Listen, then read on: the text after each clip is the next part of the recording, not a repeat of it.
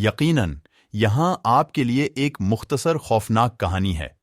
ایلم street پر پرانا crazy والا گھر ہمیشہ اسرار میں ڈوبا رہتا تھا۔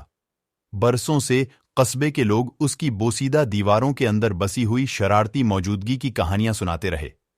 مقامی افسانہ یہ ہے کہ ایک خاندان ایک بار وہاں رہتا تھا، لیکن ایک ناخوشگوار رات کچھ ناقابل بیان ہوا اور وہ دوبارہ کبھی نہیں دیکھا گیا۔ موسم خزاں کی ایک طوفانی شام کو نوامبروں کا ایک بہادر گروپ گھر کے تاریک رازوں سے پردہ اٹھانے کا فیصلہ کرتا ہے۔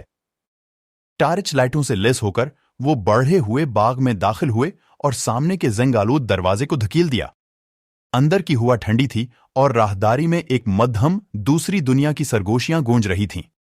جیسے ہی انہوں نے مزید دریافت کیا، وہ دھول اور موچی کے جالوں میں ڈھکے ایک خوفناک کمرے سے ٹھوکر کھا گئے۔ اس کے مرکز میں ایک آرائشی قدیم آئینہ کھڑا تھا جو نوامبروں کی مسخ شدہ تصاویر کی عکاسی کرتا تھا۔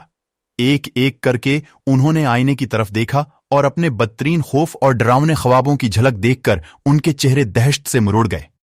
اچانک درجہ حرارت گر گیا اور ان کے پیچھے ایک بھوت کی شخصیت نمودار ہوئی۔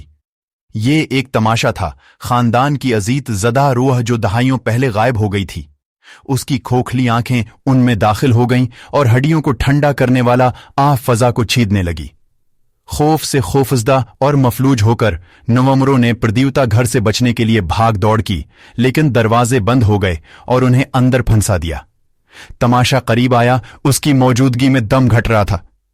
آزاد ہونے کی بے چین کوشش میں انہوں نے ملون آئینے کو توڑ دیا۔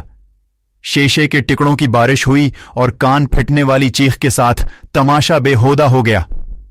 گھر میں ایک بار پھر خاموشی چھا گئی، جیسے بدمعاش روح کو بالآخر رہائی مل گئی ہو۔